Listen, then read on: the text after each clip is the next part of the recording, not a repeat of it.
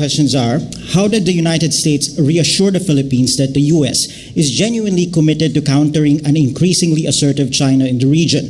Will the U.S. defend the Philippines in case the territorial dispute with China in the West Philippine Sea or the South China Sea become an armed conflict?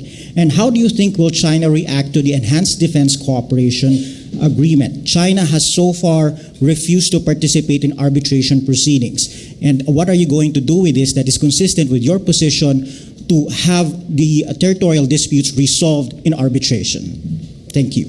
Well, I've been consistent throughout my travels in Asia. We welcome China's peaceful rise. We have a constructive relationship with China. There's enormous trade, enormous business that's done between the United States and China. There are a whole range of issues on the international stage in which cooperation between the U.S. And China are vital. So our goal is not to counter China. Our goal is not to contain China. Our goal is to make sure that international rules and norms are respected. And that includes in the area of maritime disputes. We do not have claims in this area territorially. We're an Asia-Pacific nation, and our primary interest is the peaceful resolution of conflict, freedom of navigation that allows for continued progress and prosperity. And we don't even take a specific position on the disputes between nations. But as a matter of international law and international norms, we don't think that coercion and intimidation is the way to manage these disputes. And for that reason, we're very supportive of President Nino's approach to go before the tribunal for the law of the sea and to seek international arbitration that can resolve this in a diplomatic fashion. With respect to the new defense cooperation agreement that's been signed, the goal here is wide-ranging.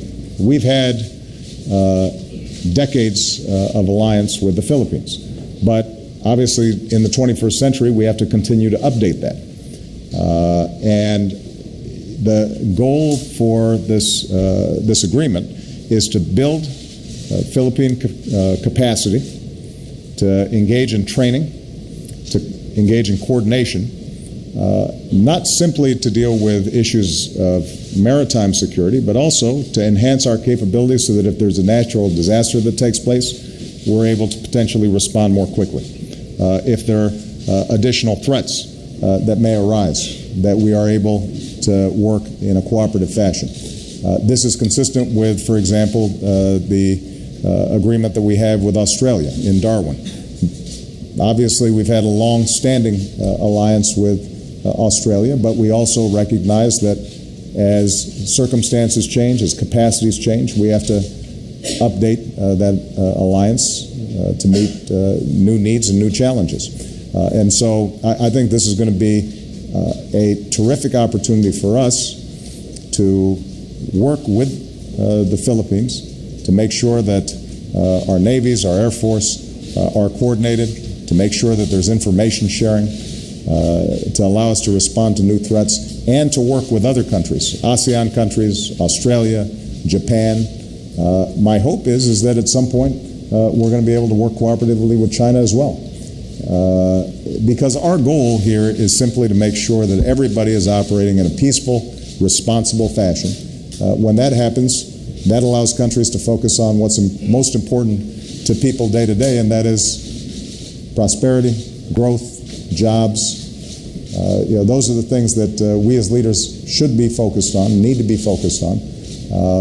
And if we have security arrangements that avoid conflict and dispute, then we're able to place our attention on where we should be focused.